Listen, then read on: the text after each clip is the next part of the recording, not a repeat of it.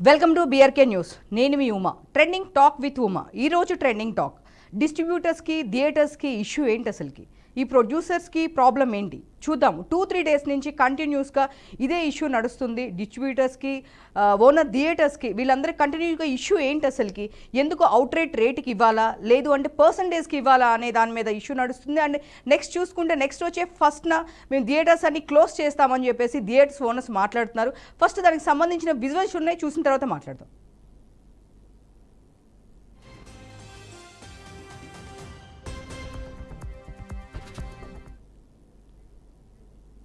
So దీనికి సంబంధించి producer distributor Adinarayana గారు మనతో పాటు ఉన్నారు, జూమ్లో జాయిన్ అవుతున్నారు. సార్తో మాట్లాడతాం, అసలు ప్రాబ్లం ఏంటి అని తెలుసుకుందాం. ఆదినారాయణ గారు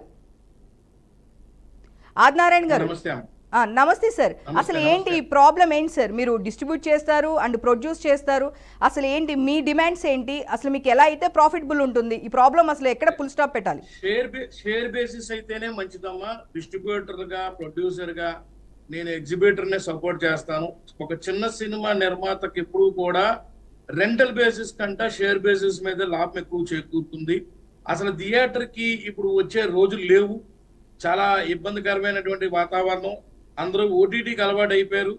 ఓటీటీలోనే సినిమా చూస్తున్నారు. పెద్ద సినిమాలు కూడా 3-4 వారాల్లోనే ఓటీటీలో రావడం వల్ల థియేటర్కి అనేది జనాలు కొద్దిగా రావట్లేదు.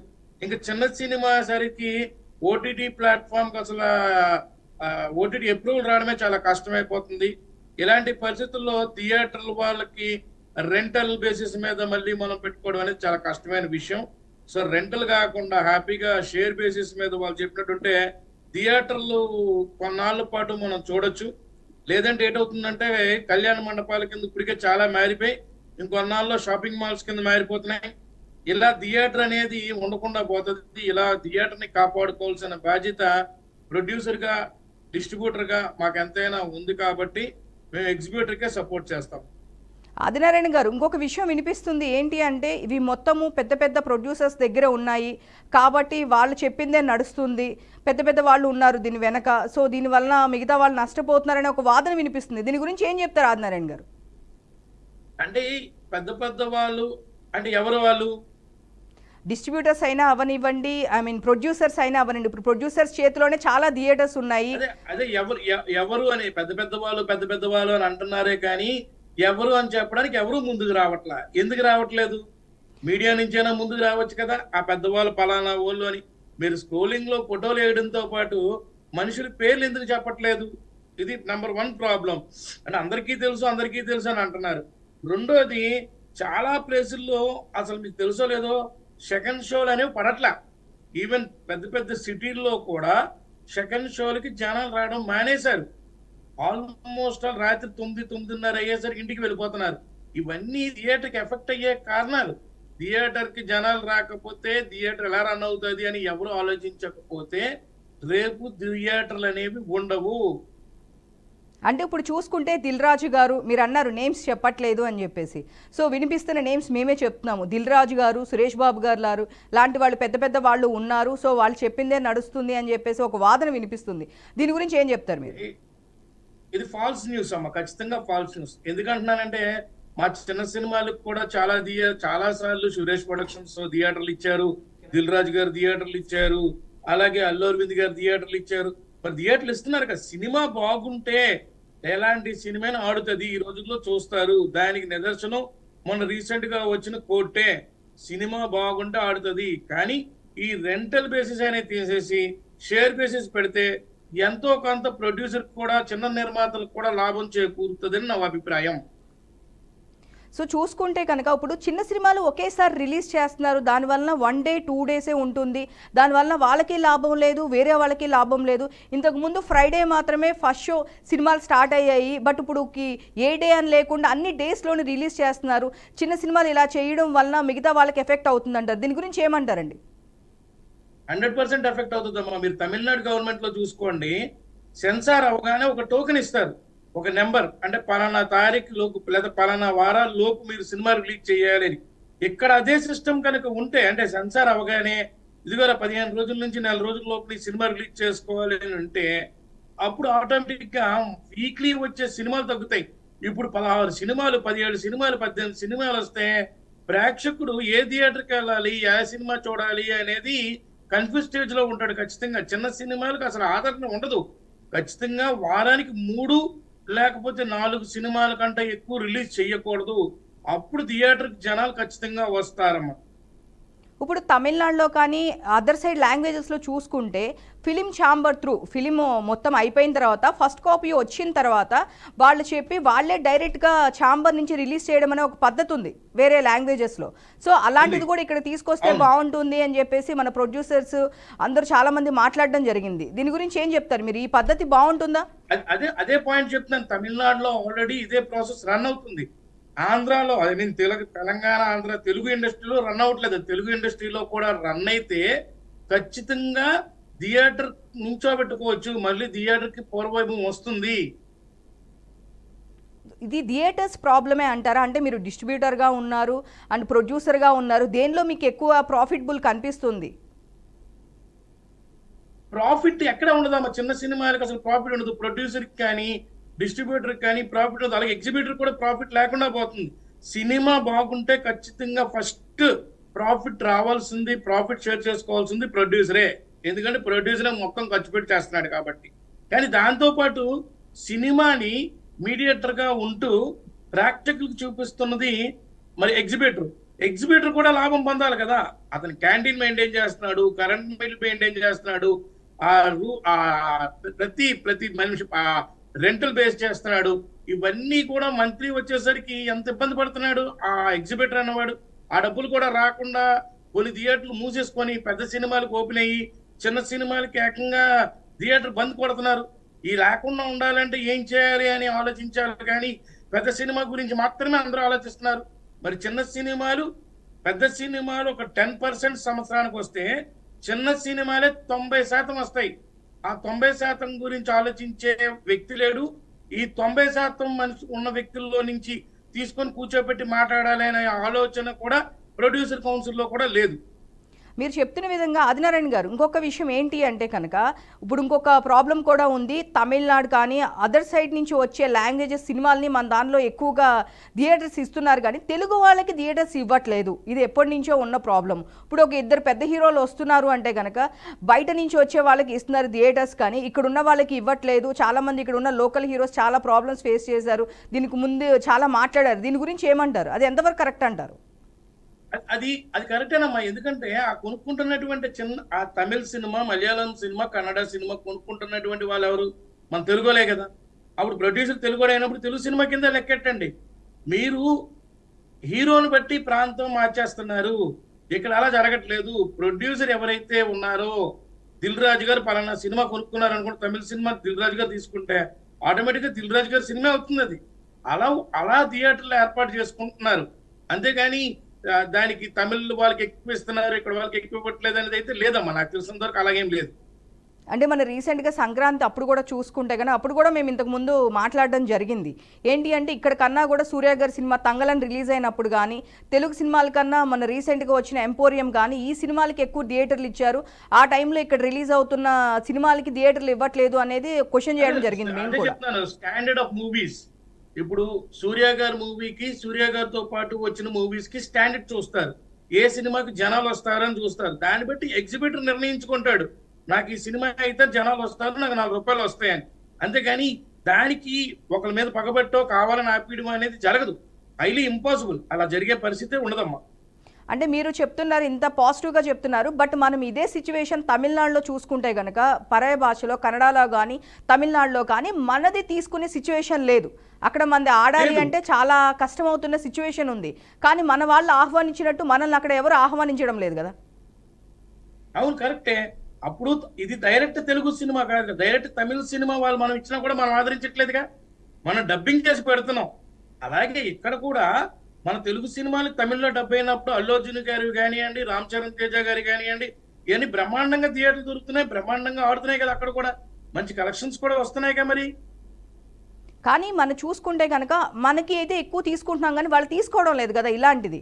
ఏమి సినిమాలు మనవి తీసుకోవట్లేదు. తెలుగు సినిమాలు తమిళనాడులో కానీ కన్నడలో కానీ ఎక్కువ ఆడడం లేదు. అదే టైంలో మనం అక్కడ రిలీజ్ చేయాలి అంటే మనకి వాళ్ళ సినిమా ఉంటే మన సినిమాకి థియేటర్స్ అనేది ఇవ్వడం అనేది అసలు నథింగ్ పాసిబుల్ అనమాట. అదే చెప్తున్నా. అప్పుడు మనం కూడా తమిళ సినిమాలు కానీ కన్నడ సినిమాలు కానీ తీసుకోవడం మానేయాలి. ఫస్ట్ ఎవరు ఎగ్జిబిటర్ లెవెల్ కాదు, ప్రొడ్యూసర్ లెవెల్ ఆగిపోవాలి.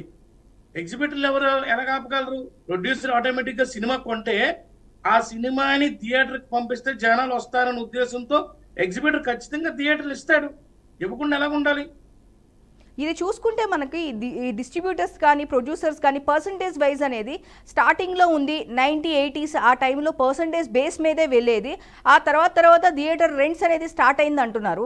అసలు ఎప్పుడున్నప్పుడు ఎక్కువ లాభం ఉండేది. అప్పటికి ఇప్పటికి వేరియేషన్ ఏంటండి? పాత సినిమాలప్పుడు ఇప్పుడు ప్రెసెంట్ జనరేషన్ సినిమాలకి వేరియేషన్ ఉందమ్మా. అంటే ఇప్పుడు మల్టీప్లెక్స్లు పెరిగిపోయి, ముఖ్యంగా ప్రతి ఏరియాలోని మల్టీప్లెక్స్లు ఉన్నాయి. రెండోది ఏంటంటే అప్పట్లో చాలా లిమిటెడ్ థియేటర్స్ ఉండేవి. ఇప్పుడు థియేటర్స్ బాగా పెరిగిపోయి, చాలా ఎక్కువ పెరిగిపోయి, అంటే ముందు కంటే ఇప్పుడు బాగా పెరిగాయి. సో ప్లస్ టెక్నాలజీ పెరగడంతో క్యూబ్ కానీ యూఎఫ్ఓ కానీ ఈజీగా త్రూ శాటిలైట్ సినిమాను పంపించే విధానం వచ్చేసింది. దీనివల్ల ఈజీగా డెవలప్మెంట్ పెరగడం వల్ల థియేటర్స్ పెరిగాయి. ఎప్పుడైతే థియేటర్స్ పెరిగాయో సినిమాలు పెరిగాయి. సినిమాలు ఎప్పుడైతే పెరిగాయో రెంటల్ బేసిస్ అడగడం మొదలెట్టారు. ఇది ఇక్కడి నుంచి ప్రాబ్లం స్టార్ట్ అయింది. మళ్ళీ థియేటర్ల పతనం కరోనా తర్వాత నుంచి థియేటర్ల యొక్క పతనం ఖచ్చితంగా స్టార్ట్ అయిందని అంటారు. దానికి ఎగ్జిబిటర్ మనం 100% సపోర్ట్ చేయాలి. దీన్ని ఎంతవరకు అంటే ఇది ప్రాబ్లం ఎప్పుడు క్లియర్ అవుతుంది? అంటే ఇప్పుడు చూస్తే కనుక వచ్చే ఫస్ట్ తారీఖు నుంచి క్లోజ్ చేస్తాము థియేటర్స్ అని చెప్పేసి వినిపిస్తుంది. ఇది జరిగే పనే కాదు, ఇదంతా జరిగే పనే కాదు. ఎందుకంటే మీరు చెప్పినట్టు కొంతమంది చేతుల్లో ఆల్రెడీ థియేటర్లు ఉన్నాయి. ఆ నలుగురు చేతిలో థియేటర్లు ఉన్నప్పుడు ఎలా మూసేస్తారు? వాళ్ళ సినిమాలు ఉన్నాయి, పెద్ద పెద్ద సినిమాలు రిలీజ్ ఉన్నాయిగా. ఆ సినిమాలు రిలీజ్ అయినాయి, ఆపేస్తారా? ఆపరు. సో 1వ తారీఖు నుంచి థియేటర్లు ఎవరు మూసేస్తారు? ఎవరైతే సరిగా రన్ చేయలేకపోతున్నారు, ఇందాక నుంచి నేను ఎవరి గురించి అయితే మాట్లాడుతున్నానో వాళ్ళు మూసేసే అవకాశాలు ఉంటాయి. సో వాళ్ళకి మనం జెన్యున్ గా ఏమైనా సపోర్ట్ చేయాలి అంటే ఖచ్చితంగా రెంటల్ బేసిస్ అనేది తీసేసి షేర్ బేసిస్ మీద పెట్టాలి. అప్పుడు వాళ్ళు కూడా బాగుంటారు అనేది నేను చెప్తున్నా. అంటే ఇప్పుడు 1 వీక్ నుంచి వచ్చే కలెక్షన్స్ ఉంటాయి కదా, దాని మీద పర్సంటేజ్ తీసుకుంటారా? అసలుకి పర్సంటేజ్ బేస్ అనేది ఎట్లా ఉంటుంది? అంటే ఎవ్రీ షో ఇప్పుడు ఈ డే మొత్తం మీద ఒక 4 షోలు పడితే ఆ 4 షోల్లో డేకి పర్సంటేజ్ తీసుకుంటారు. వీక్లీ వస్తాం. అంటే ఇక్కడ ఎట్లా ఉంటుంది అంటే ఒక థియేటర్ ఒకవేళ కనుక ఒక 2 లక్షల రూపాయలు రెంట్ వారానికి అనుకో, ఒక 5 లక్షలు వచ్చిందంటే ఆ ఎగ్జిబిటర్ 2 లక్షలు తీసుకొని తక్కువ 3 లక్షలు డిస్ట్రిబ్యూటర్కి ఇచ్చేయాలి. వీళ్ళు ఏమడుగుతున్నారు? మాకు వచ్చింది సగం సగం చేసుకుందాం, అంటే లైక్ ప్రతిదీ ఒక షేర్ తీసుకుందాం అంటున్నారు. అంటే రెంటల్ షేర్ బేసిస్ కాకుండా ఓన్లీ షేర్ బేసిస్. అప్పుడు ఏమవుతుంది? ఇంకొక 50,000 పెరిగే అవకాశాలు ఉంటాయి. అంటే నేను చెప్పిన ఇందాక సింపుల్ లెక్క ప్రకారంగా. ఓకే. సో ఇప్పుడు ఓటీటీస్ వల్ల కూడా థియేటర్స్ ప్రాఫిట్ వస్తుంది.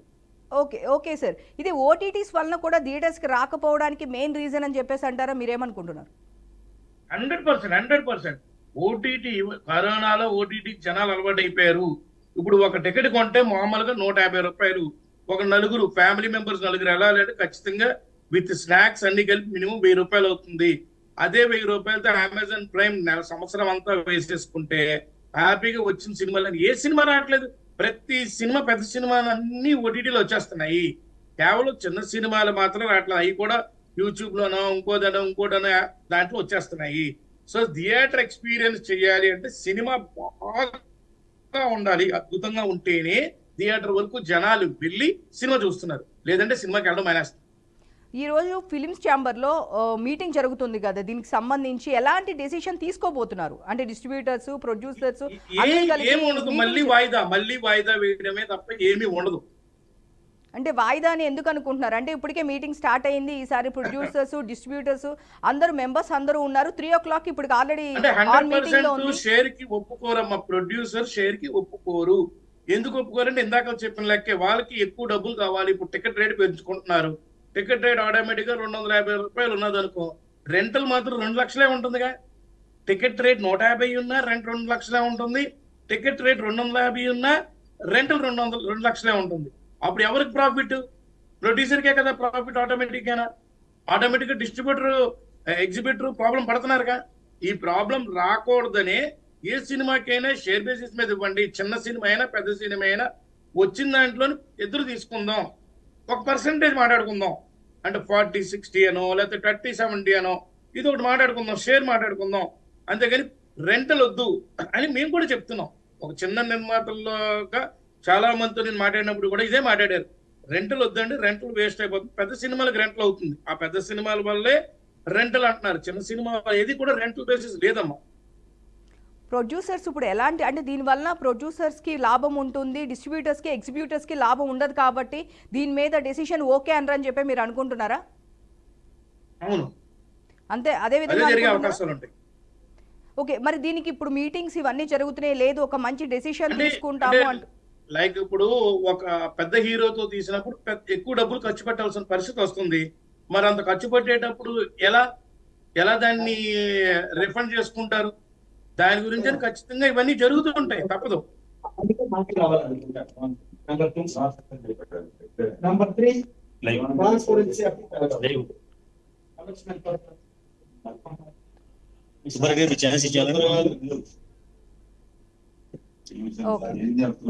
సరే సరే, ఒక్కసారి రామ సత్యనారాయణ గారు కూడా ఉన్నారు, ఒక్కసారి సార్తో మాట్లాడదాము. ఒక్కసారి మీరు మ్యూట్లో ఒక్కసారి లైన్లో ఉండరా మీరు? అలాగా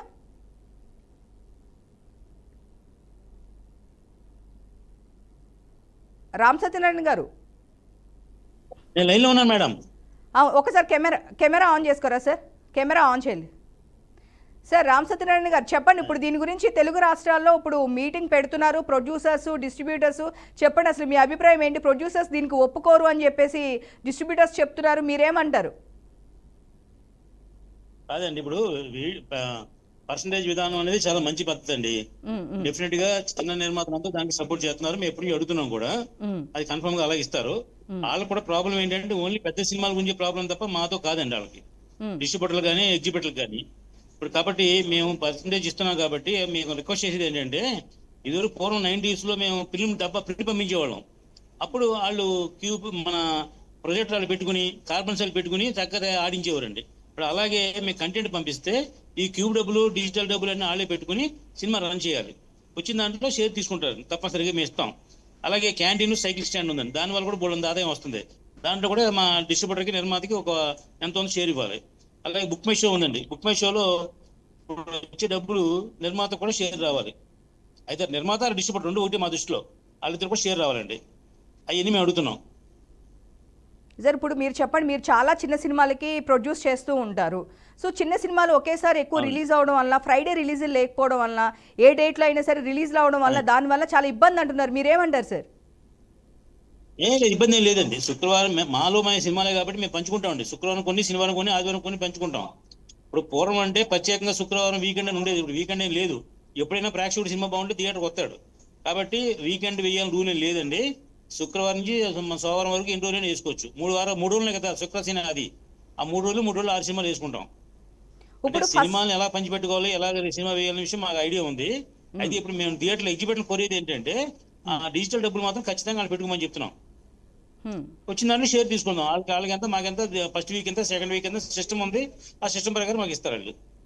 సో కానీ ప్రొడ్యూసర్స్ దీనికి ఒప్పుకోరు అని చెప్పేసి డిస్ట్రిబ్యూటర్స్ మాట్లాడుతున్నారు సార్. ఏమంటున్నారంటే ప్రొడ్యూసర్స్ ఒప్పుకోరు, ఎందుకంటే మేము కట్టే రెంట్ ఎప్పుడైనా ఒకటే, అది టికెట్ 300 ఉన్నా 150 ఉన్నా మా కాస్ట్ ఒకటే ఉంటుంది, దీనికి ప్రొడ్యూసర్స్కే ఎక్కువ లాభం ఉంటుంది, కాబట్టి ఈ డీల్కి ప్రొడ్యూసర్స్ ఒప్పుకోవట్లేదు, మళ్ళీ ఇది వాయిదానే పడుతుంది, ఇది వాయిదానే జరిగిద్ది అని చెప్పేసి వాదన చెప్తున్నారు. ఇప్పుడే డిస్ట్రిబ్యూటర్తో కూడా మనం మాట్లాడాము, మీరేమంటారు సార్? అంటే వాళ్ళు మీరు చెప్పిన వాళ్ళు ఒక సంవత్సరాలు 250 సినిమాలు రిలీజ్ అవుతున్నాయండి. దాంట్లో 30 సినిమాలు పెద్ద సినిమాలు ఉంటాయండి, మిగతా 220 సినిమాలు చిన్న సినిమాలు, మీడియం సినిమాలు. ఆ 220 మందికి మాకు ఓకే, ఆ 30 మందికి ఏదైనా ప్రాబ్లం.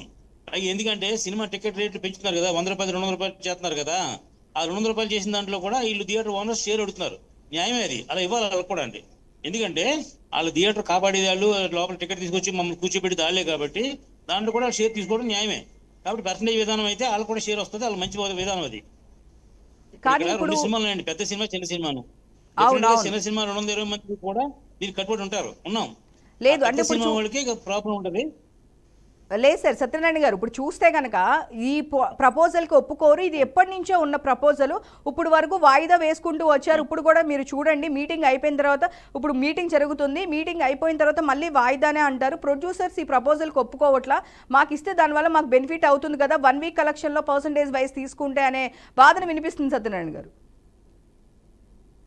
ఏది ఏమైనా మీటింగ్ 4 o'clock జరుగుతుంది, ఇప్పుడే జరుగుతుంది మీటింగ్, ఓన్లీ ప్రొడ్యూసర్స్ మీటింగ్ ఇది. మళ్ళీ producers versus distributor exhibitor meeting రేపేళ్ళలో ఉందండి, అప్పుడు ఫైనల్ జరుగుద్ది. ఏది అయినా నాకు తెలిసి 1వ తారీఖున బంద్ మాత్రం జరగదండి. అందరూ అండర్స్టాండింగ్ వస్తారు. ఇండస్ట్రీ అంతా బాగుండాలంటే ఒక అండర్స్టాండింగ్ లో కలిసి ఉండాలి కదా. కాబట్టి సినిమాలు ఆపడాలా ఏం జరగవు. ఇంకోటి ఏంటంటే, కరోనా వచ్చినప్పుడు సినిమాలు ఆగితేనే ఇండస్ట్రీ ఏం అవ్వలేదు. ఇప్పుడు సినిమాలు ఆపితే ఏమవుతుందండి, ఏం అవ్వదు. ఇప్పుడు ఆల్టర్నేటివ్ ఓటీటీలు ఉన్నాయండి. అయితే ఏంటంటే ఎగ్జిబిటర్స్ కూడా వాళ్ళ సాధబాధకాలని వాళ్ళకి మేము సపోర్ట్ చేస్తాం.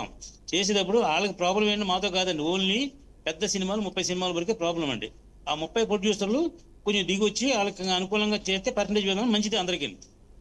ఎందుకంటే ఇప్పుడు 90s లో ఉన్నప్పుడు మేము ప్రింట్ ఉన్న రోజుల్లో ఓన్లీ పర్సంటేజ్ ఉండేది, అప్పుడు థియేటర్ రెంట్లు లేవు. ఇప్పుడు మధ్యలో వ్యవస్థలు పెరిగి డిస్ట్రిబ్యూటర్ల థియేటర్లన్నీ కూడా డిస్ట్రిబ్యూటర్లు అద్దెకి తీసుకుని అలా పెరగడం వల్ల ఈ సిస్టమ్ మారింది తప్ప, పూర్వం ఏ ఓనర్ ఆ ఓనర్ థియేటర్ రన్ చేస్తున్నారు. ఆ రోజుల్లో ప్రక్కగా జరిగింది చక్కగా అండి. ఈ మధ్యలో థియేటర్స్ కొంతమంది మెయింటైన్ చేయలేక, ఈ మధ్యలో డిస్ట్రిబ్యూటర్లు అంటారు కొంత 10 మంది 10-20 థియేటర్లు లీజ్ తీసుకుని అలా చేయడం వల్ల నష్టం జరిగింది తప్ప, మళ్ళీ ఓనర్ చేతికి థియేటర్ వస్తే మళ్ళీ న్యాయం జరుగుద్దండి. అంటే ఇప్పుడు చూసుకుంటే కనుక అలా పర్సంటేజ్ ఇవ్వట్లేదు. మీరు అన్న పెద్ద డిస్ట్రిబ్యూటర్స్, పెద్ద ప్రొడ్యూసర్స్ వల్లనే ప్రాబ్లం ఉంది, పెద్ద ప్రొడ్యూసర్స్ చేతిలోనే చాలా థియేటర్స్ ఉన్నాయి, వాళ్ళు ఒప్పుకోరు అనే ఒక వాదన వినిపిస్తుంది. మీరేమంటారు? అంటే వాళ్ళు ఒప్పుకుంటే ఇప్పటికెప్పటికో ప్రాబ్లం సాల్వ్ అయ్యేది, ఇప్పటికి ఇంకా సాల్వ్ కాలేదు, అది ఎప్పటికీ సాల్వ్ అవ్వదనే మాట వినిపిస్తుంది.